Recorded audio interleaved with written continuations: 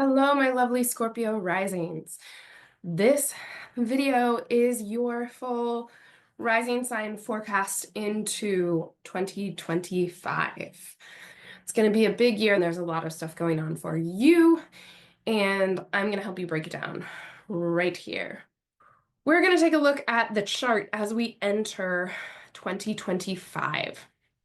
Here we go, just after midnight at the beginning of the year, we can see that Mars is stationed in your 10th house. Big life themes. This is the ruler of your chart. And so we're in the middle of this questioning of how we're showing up in the world and what's worth it. What is worth leaving our little scorpion holes for?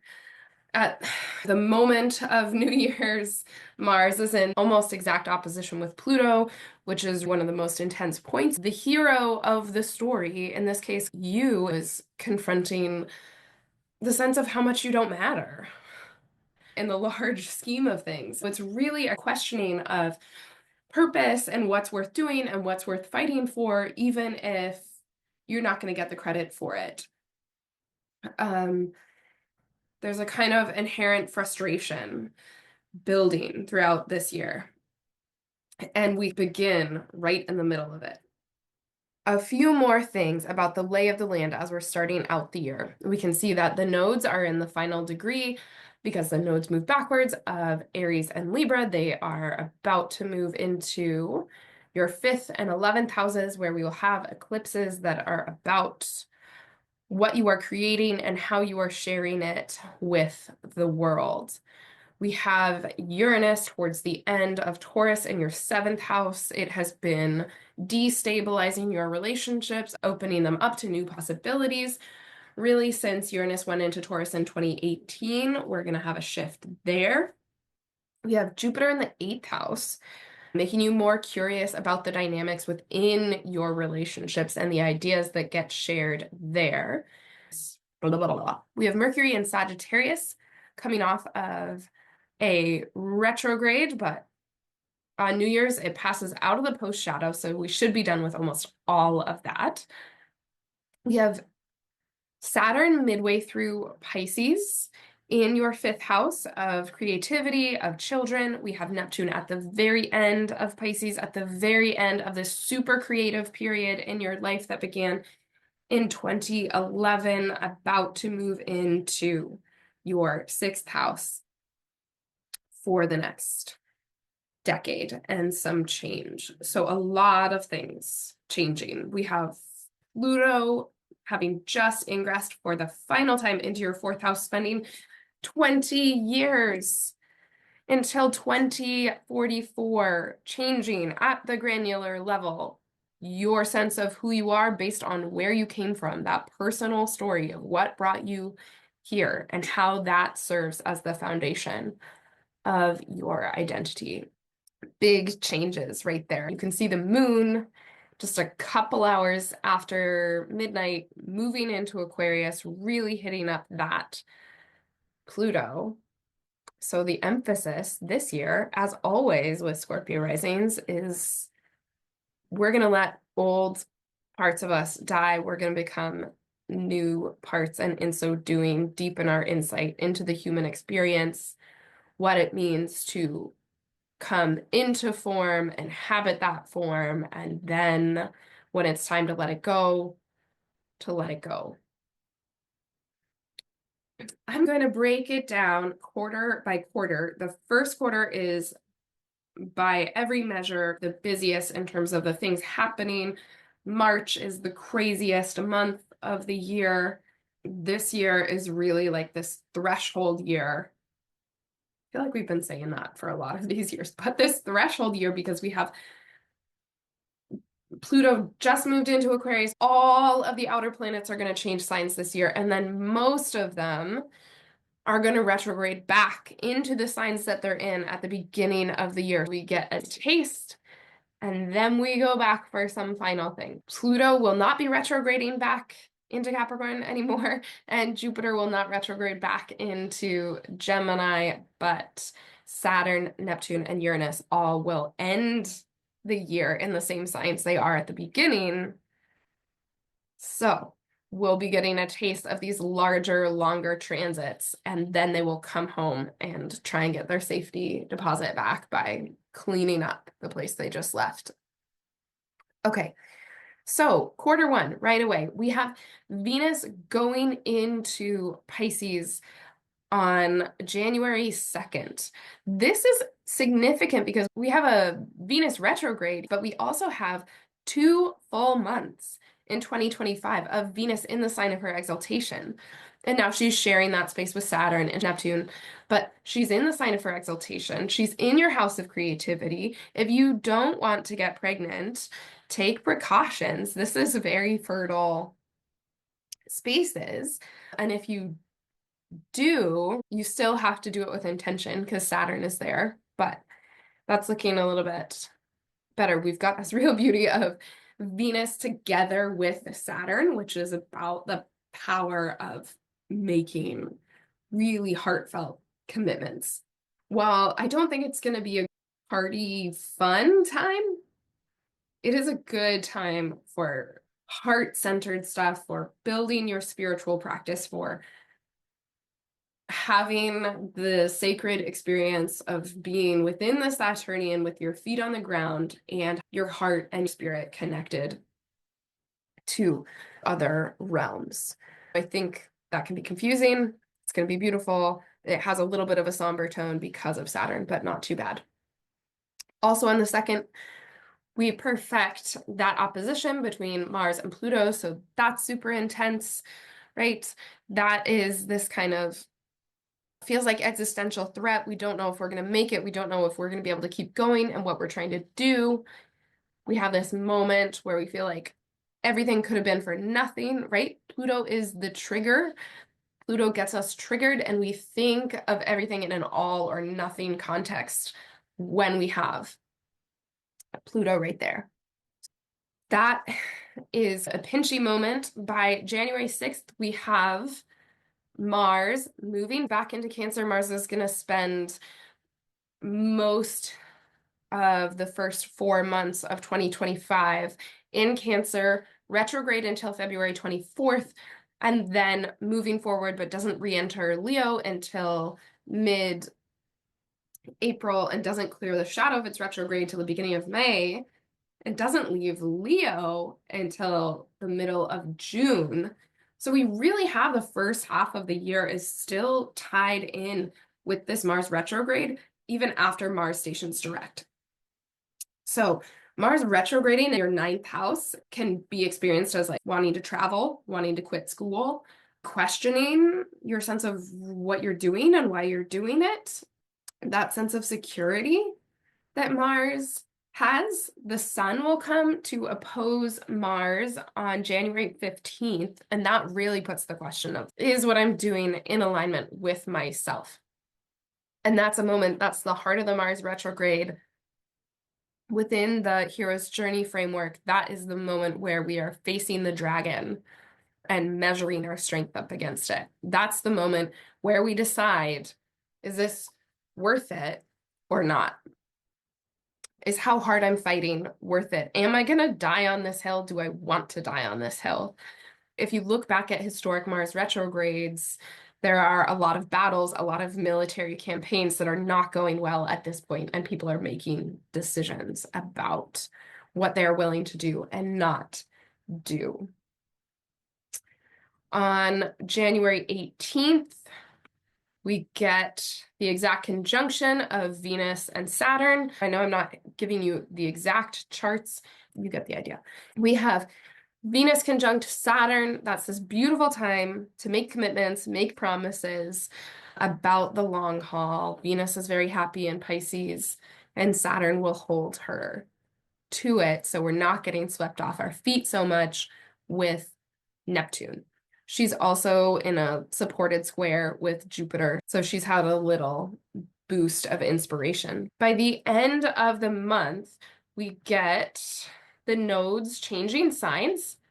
This might not be felt so much as a transit, but it will be felt during eclipse season when we have eclipses in different signs. We've already had one Pisces eclipse that happened at 25 degrees of Pisces. This eclipse season will have one Virgo eclipse and our final Aries eclipse.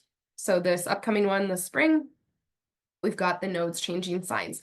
With the south node in your 11th house and the north node in your 5th house, you're more interested in making art than the purpose of that art, than how helpful it is out in the community. You're more interested in play and less in service.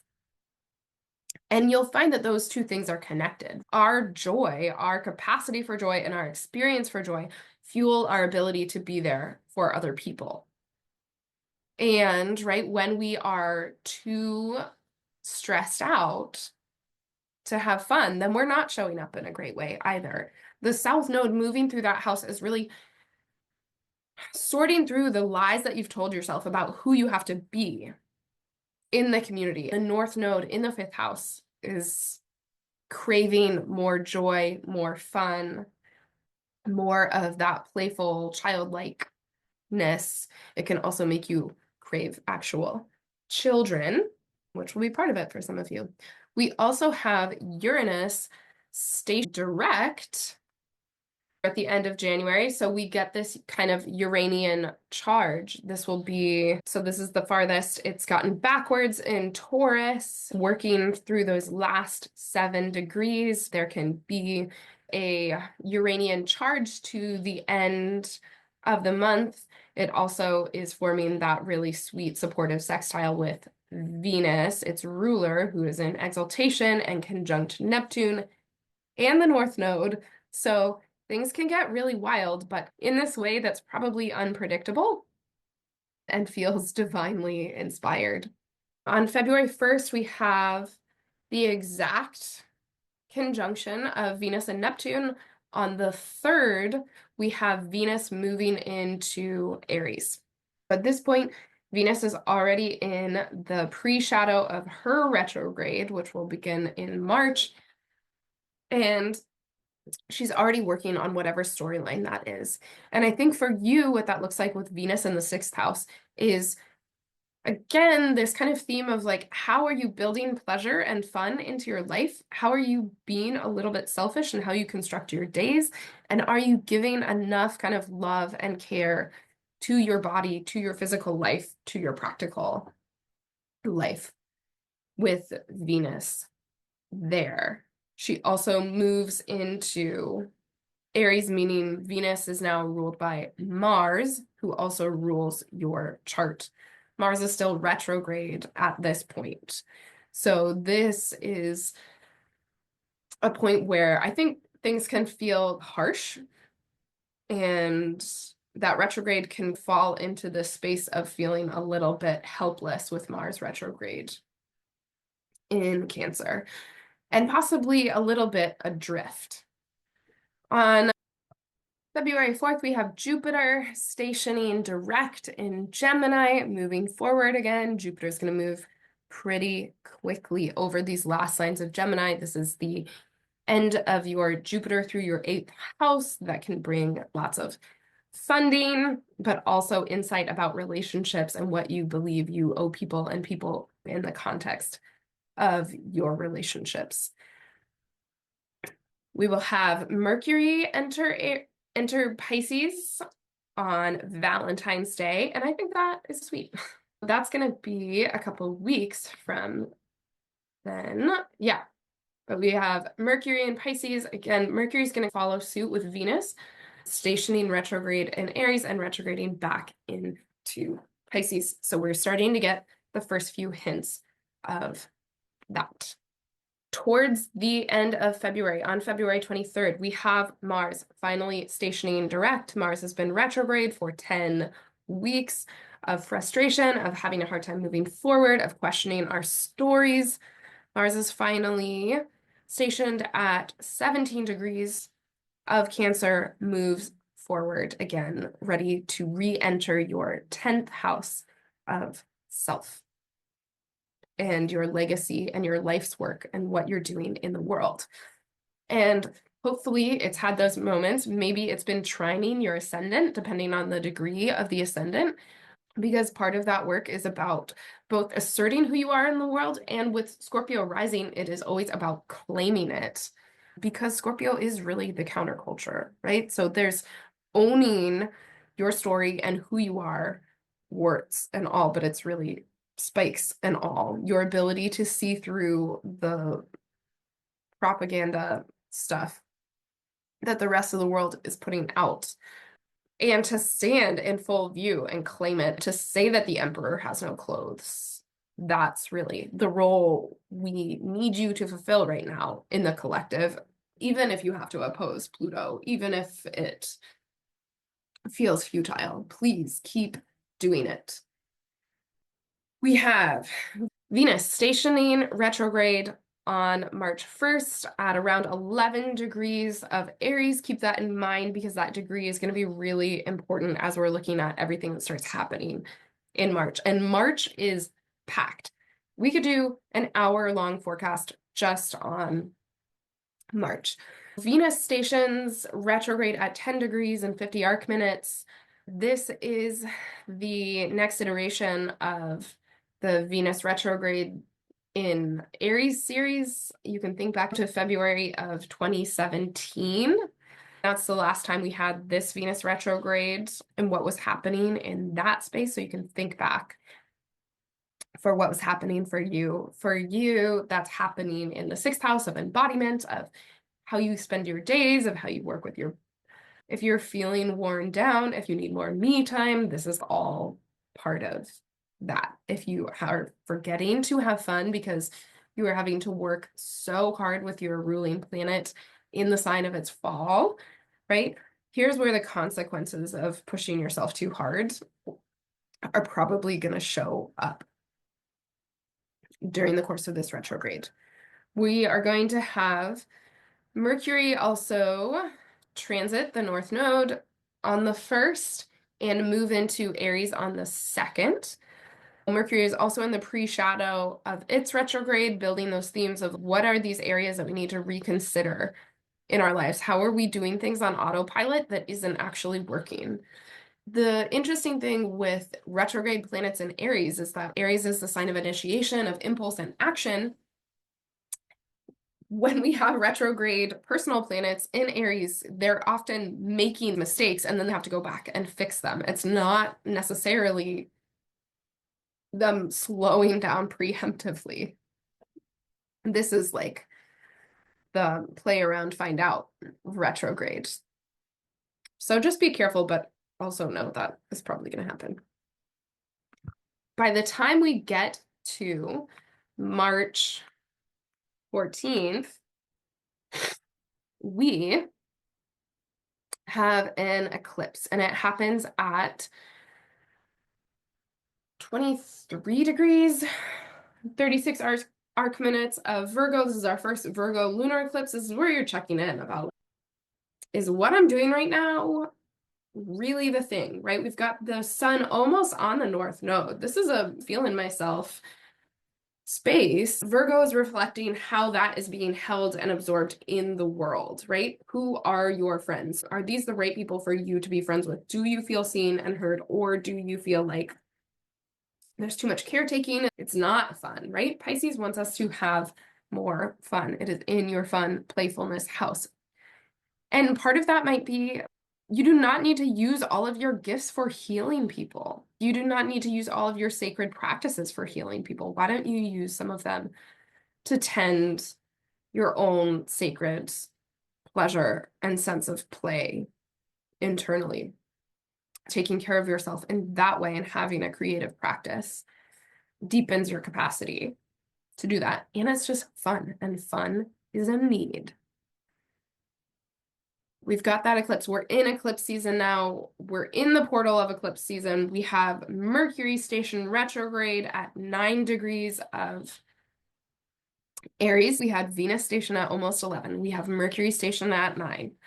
This degree is getting hit. If you have anything close to this degree in the cardinal signs, there's something happening. It's being activated so much, this like 9 to 11 degrees of Aries. It's really forcing us to look there, and their retrogrades are connected in that way. March 22nd, we have the Sun conjoining Venus. That's the cazimi of the retrograde. That's the moment where they check in. That's where you get it. That's where your heart gets reborn as part of the retrograde, where you understand where you're missing the mark and what you need to bring into your life as part of all of this. Very shortly after that, 2 days after that, we get the Sun conjoining Mercury in the same process. So that is the more cerebral insight into what that Mercury retrograde was about. And we move out of that space. They're both still retrograde, but we've been through the initial acclimatizing phase. We've been through the harder rite of passage, and this is the rite of passage. And then we move out of it, and our goal becomes to make the changes and integrate the experience. We are very quickly going to have Venus retrograde back into Pisces and join Neptune at 29 degrees of Pisces.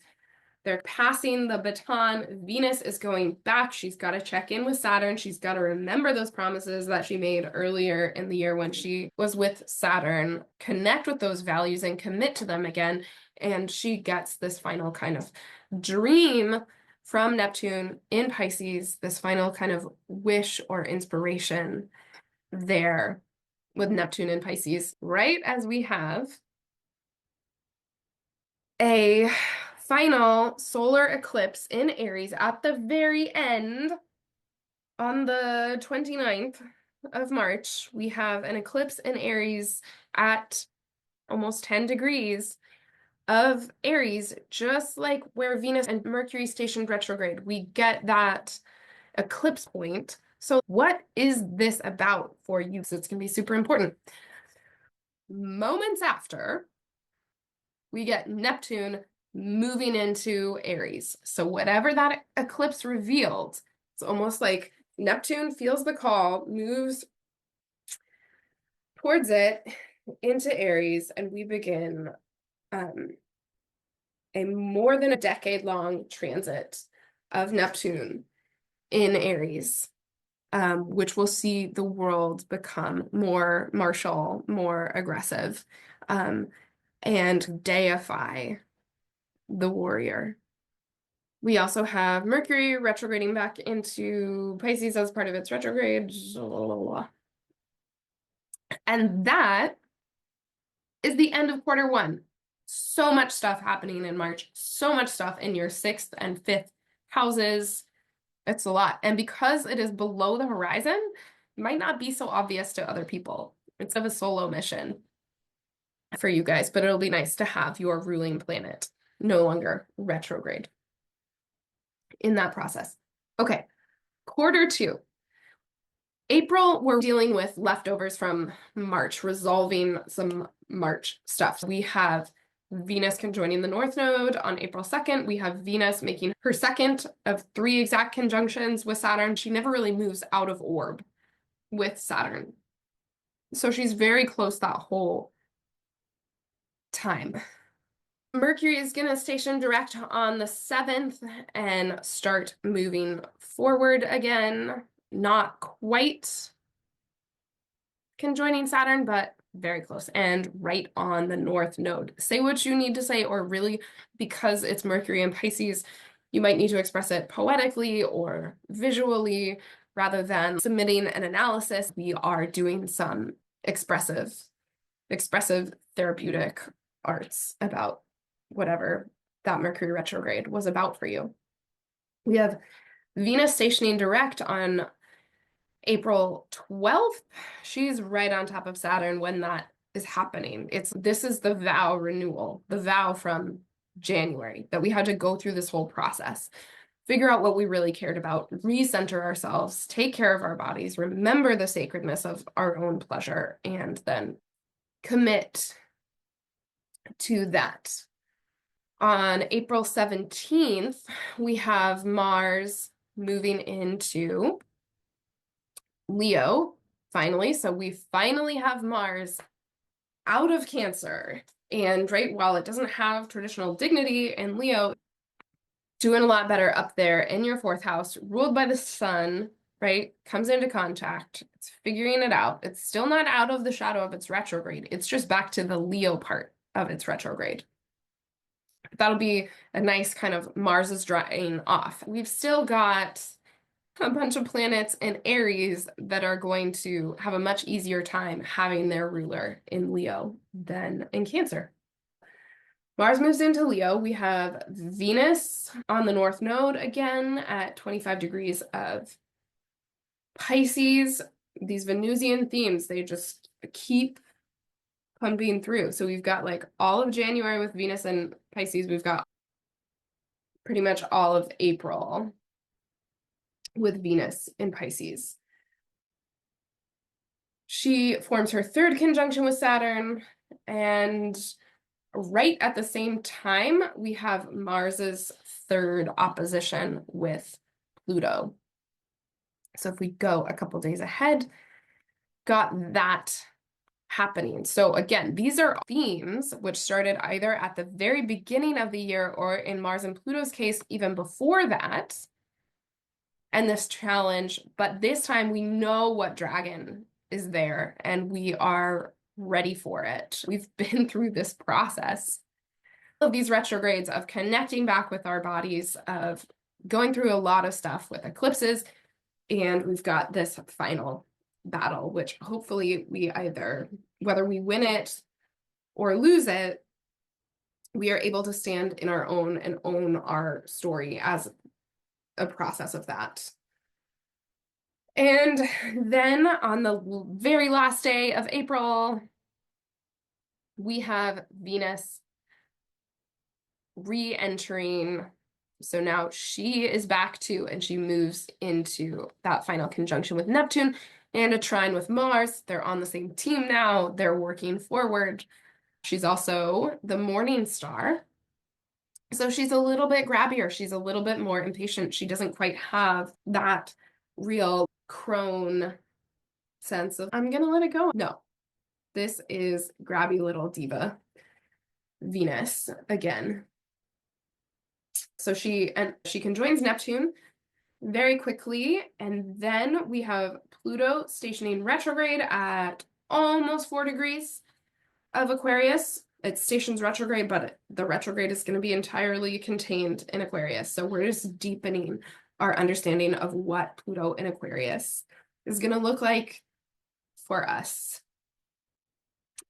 Things calm down quite a bit in May in terms of all these different storylines going on. And so the next thing that I'm really looking at is Saturn moving into Aries on May 24th. So now Saturn moves into your sixth house, where you might be feeling the weight of your age, where you're really working on your body, on being consistent, on pacing yourself so that you don't burn out.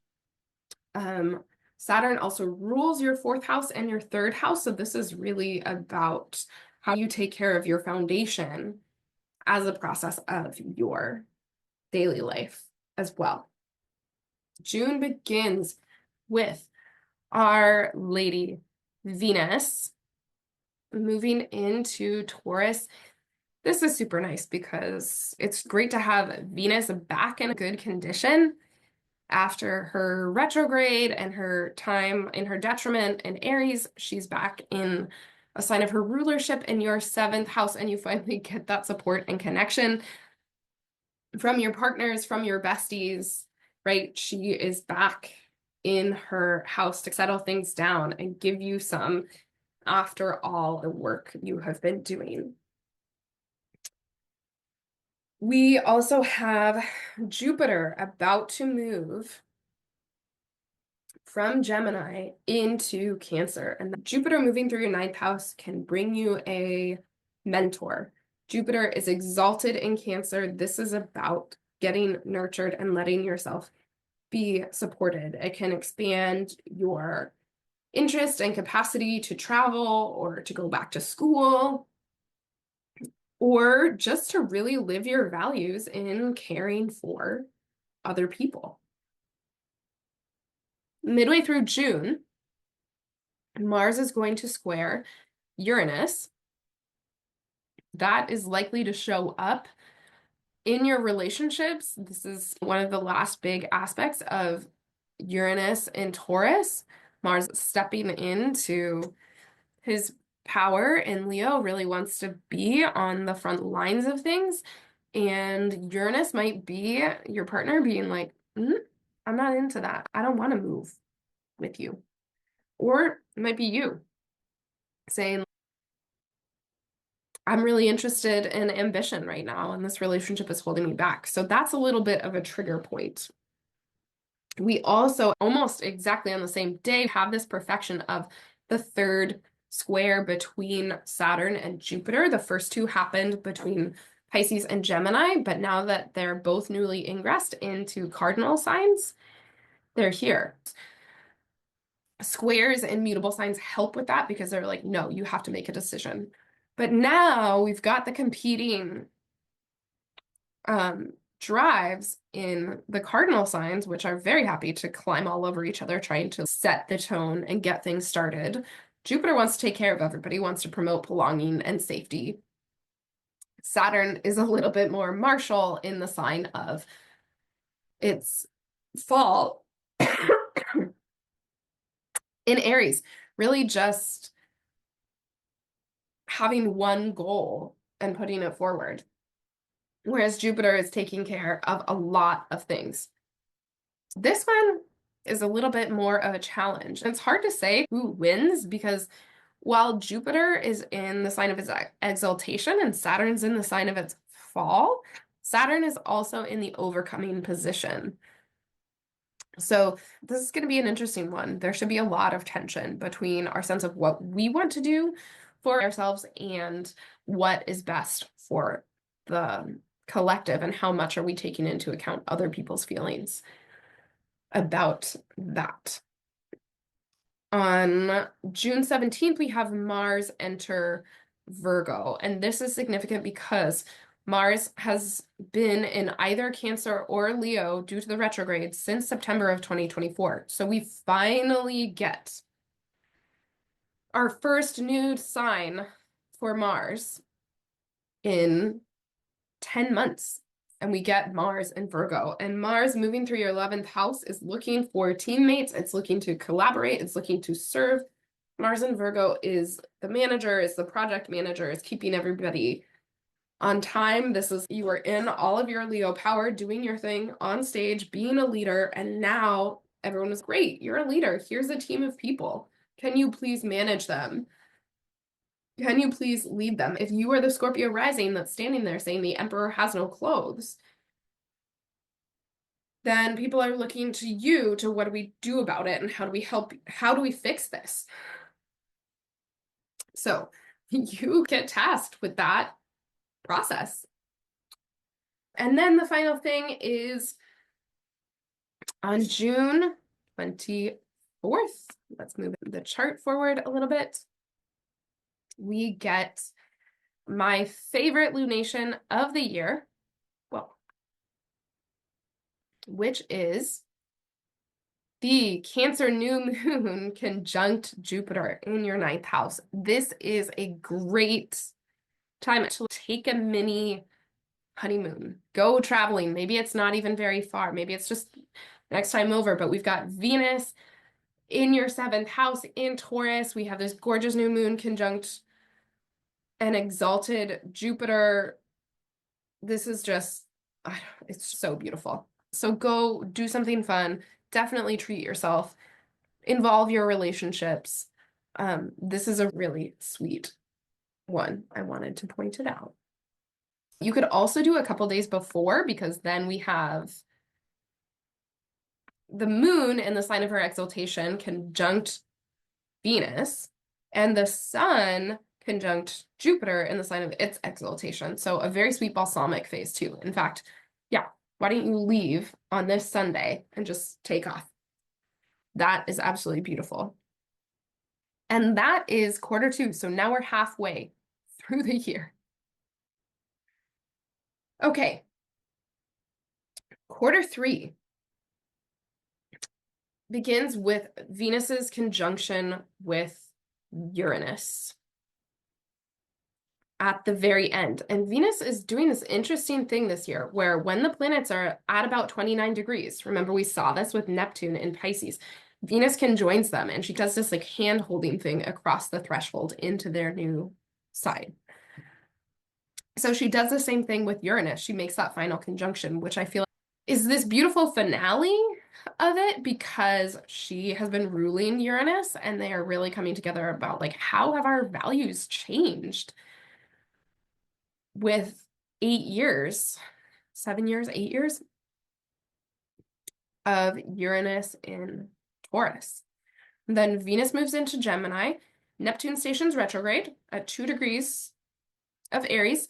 Then Uranus moves into Gemini and begins a new 7-year epoch of Uranus in Gemini. It's going to be wild because once we have Uranus there, we have this minor grand trine of Pluto and Aquarius trining Uranus and then both sextiling Saturn and Neptune. So we've got all the outer planets involved in harmonious aspect. When we were talking about Gemini and we're talking about Aquarius, we're talking about technology and information. And then there's something really martial going on here, which is a little bit scary. But Uranus accelerates the development of new things, and Pluto in Aquarius is bringing us into the future and seeing everything that's possible. It is pretty. There's a lot going on there. I think midway through the summer, we are going to start seeing on the global stage really dramatic storylines happening. That's all of 2025. We've had 2024 as the year of elections, and every incumbent government has been voted out. This really ushers in a new age, and it's probably, given the presence of Aries, not going to happen too peacefully. Individually, it's devastating. In a historical context, it's like how all the transitions happen. Okay. We have Saturn stationing retrograde at 1 degree and 56 arc minutes of Aries. This is beginning certain people's Saturn returns, but it's going to go back to revisit those Saturn and Pisces folks to wrap up their stories of their Saturn returns. Going to get this back to Scorpio Rising. By July 17th, we have Mercury stationing retrograde in Leo. All of the Mercury retrogrades happen in fire signs. The Leo one is the only one that is entirely in that sign. So again, we're back to your 10th house themes of like, how is this career? How is your life's work working out? It went through so much development. How are we doing that? How are we bringing that home? Mercury rules your 11th house of friends. How is that showing up there? How's that showing up in this 8th house? Or we could flip it on its head, right? What are we bringing from our experiences in the 8th house of Uranus, just moved into Gemini, of Mars on the South Node in Virgo? How is that showing up in the 10th house? How we are literally showing up and performing our work in the world. We have a Sun-Pluto opposition on July 24th. That is significant because for the second time, we have the Sun in Leo with Pluto in Aquarius. And the Sun, as the ruler of Leo, is really taking that hit from that Aquarian space. And I think this will be really interesting to watch globally as well because the Sun in Leo is the ruler. We've got Pluto in Aquarius, the masses not being too happy with their rulers. So that'll be interesting to see how that plays. Then we are into August. The main stories of August are a Mars-Saturn opposition that happens 1 week into August. where we get Mars newly ingressed into Libra. So now you've got your ruler in your 12th house. This can get chaotic because it's really hard to see what's going on in your 12th house.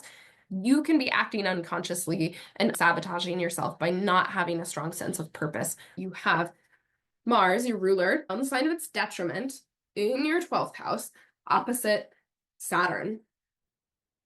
Saturn is in the sign ruled by that leader. You are doing things unconsciously that are having an effect. Not doing things is doing things. We might run into that tense moment in that Mars Saturn relationship very quickly after that, because Saturn and Neptune are so close. Gosh, just complete that conjunction. They don't do it, but they are in the same degree. We're feeling all the vibes, but they can't lock it down. We have the Mars opposition with Neptune, which sends us on a holy war, a delusional wild goose chase, or a divinely inspired mission, and there's no way to tell. That's super hard, especially with Mercury still retrograde, not really thinking clearly about everything that is going on. We could get ourselves into serious trouble the beginning of August. Luckily, on August 11th, we get Mercury stationing direct, thank goodness, at 4 degrees of Leo, very close to the 6 degrees of Leo that Mars stationed retrograde at. So we're wrapping up that story. But also we have Venus conjoining Jupiter in its exaltation. We have a very sweet, very happy benefics party in your 9th house. So again, go traveling, have some fun. This is a sweet spot. And Jupiter can definitely give us the near miss, like things work out. You had to slam on your brakes, but you stopped 2 inches away from the thing. So that gives me some hope, because that feels like a protective measure against what could be happening right here with Mars and this Saturn-Neptune stuff, because Venus is with Jupiter. I think it's going to work out in the end, even if it's not feeling super great right now. And that brings us into September. The main storylines of September are the eclipses beginning. September is Virgo season. Is interesting because we have one Virgo new moon that happens at 0 degrees of Virgo that does not have an eclipse, and then one at 29 degrees that will give us our eclipse. Yeah, okay. So first things first, we get to September 1st, Saturn retrogrades back into Pisces. So now really we're going to get these outer planets retrograding back into their previous signs.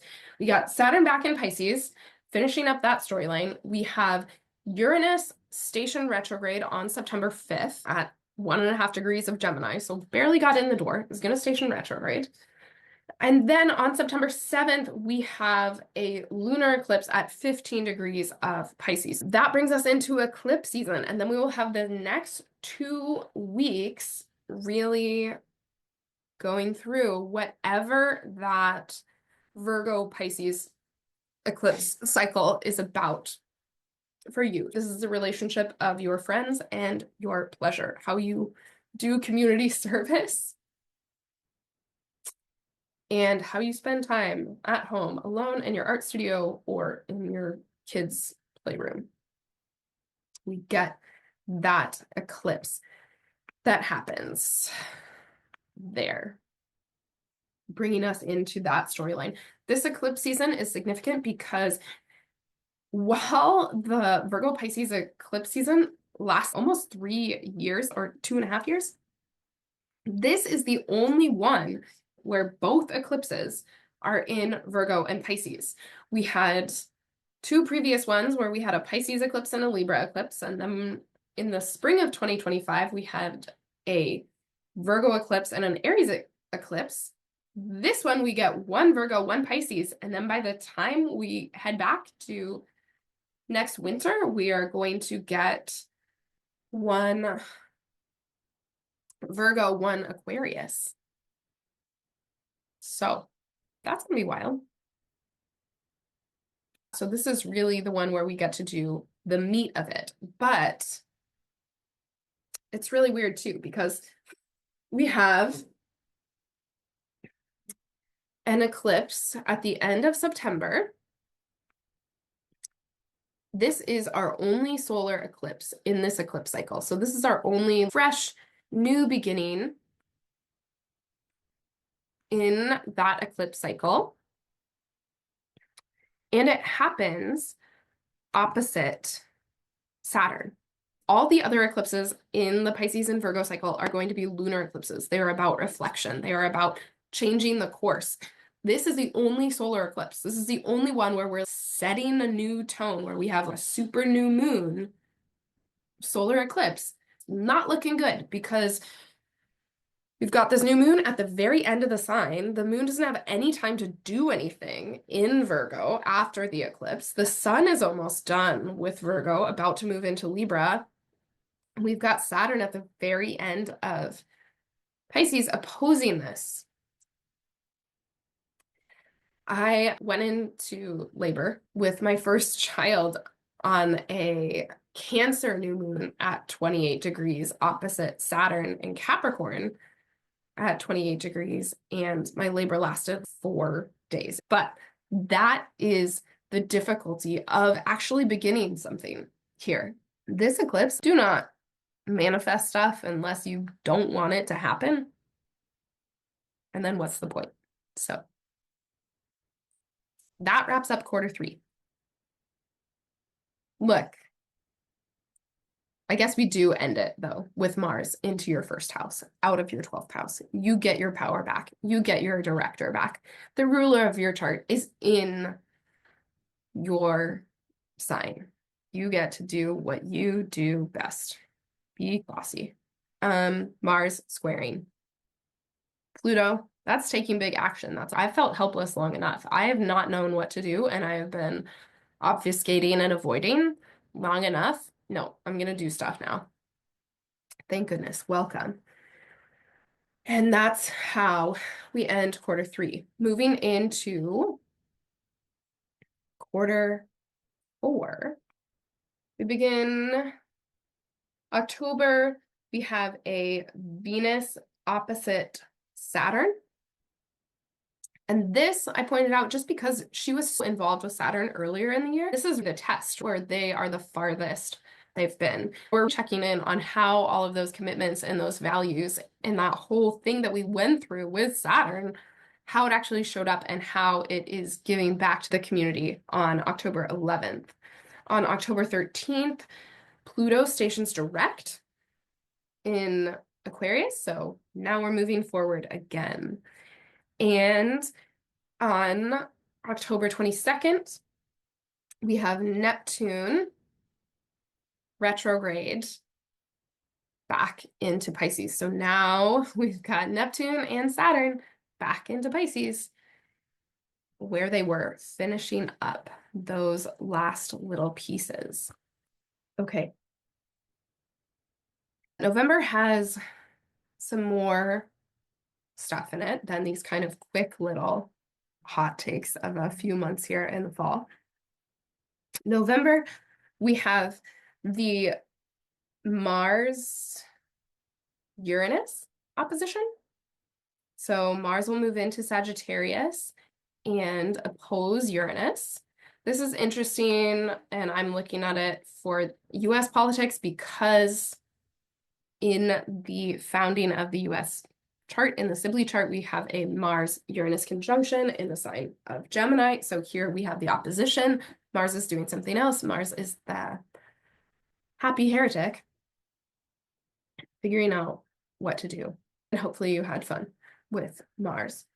In Scorpio, Mars opposes Uranus. That can be taking really big actions. It's doing it in this last moment before Uranus retrogrades back into Taurus. And so here we are towards the end of the year. We've got all of the outer planets back in the signs that they were in at the end of 2024, besides Jupiter, who is stationing retrograde at 25 degrees of Cancer.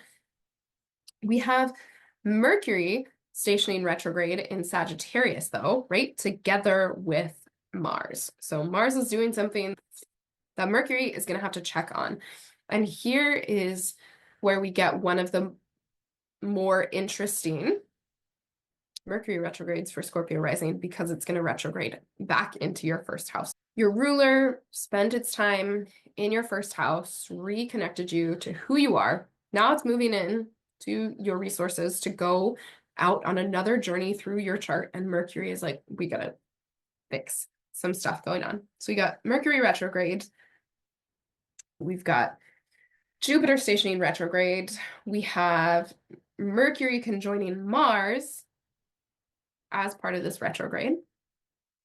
We are maybe getting in trouble because we are blurting something out in the true Sagittarian way, and we're going to have to go back and eat our words and fix that. Then by the end of November, we have an interesting thing that happens. We have Saturn stationing direct and Mercury stationing direct on the same, right around the same day. They're in a trine to each other. Mercury's getting to communicate that. Mercury stations retrograde, conjunct Mars, making problems, putting its foot in its mouth the way all Sagittarian things do, and then retrograding back, connecting with Venus, trying to smooth things out, stationing in a trine with Saturn, who is also stationing. That final kind of leaving of the retrograde happens. And then in December, we have a square between Mars, optimistically raging, trying to do stuff, Saturn in Pisces, having a lot of doubt, frustrating that process. It's interesting because they are both in these signs ruled by exalted Jupiter. It's probably going to turn out fine, but there is some pressure and possibly some frustration. They are on the same team. On December 10th, we have Neptune stationing direct. Neptune doesn't get out of that anaretic degree of Pisces. It really is just a toe dip back in there. Mars is going to square Neptune right as Neptune is stationing direct. Again, some confusion about what we're doing, where the next moves are, what's the wise thing to do in that space. And then my last insight is Mercury opposing Uranus towards the end of December. And we also have your ruler in the sign of its exaltation. I think that this is significant as the new year begins, as 2026 begins. We're going to get this super conjunction, this grand conjunction of Mars and Venus and the Sun all in Capricorn. To recap, we're starting 2025 with Mars retrograde, basically in Cancer, in this place of helplessness, of feeling frustrated. And we're going to end the year and begin the next year with Mars exalted in Capricorn. Overall, this is a story about empowerment, about your courage to step into your purpose, to step into your 10th house, to risk being seen in that process. The Mercury retrogrades happen in your places of work. This is about what you spend your time doing and how you show up. There is going to be more of an emphasis on embodiment, how you take care of your body and how you are consistent in those spaces. There's good support for going back to school, for traveling, for picking things up. And there are transformative storylines that will happen within your intimacies. I hope this was helpful. Come back to it throughout the year to listen, because it's too much information for you to take in all right now. And I will be there throughout the year to help you through stuff. Thanks for being here.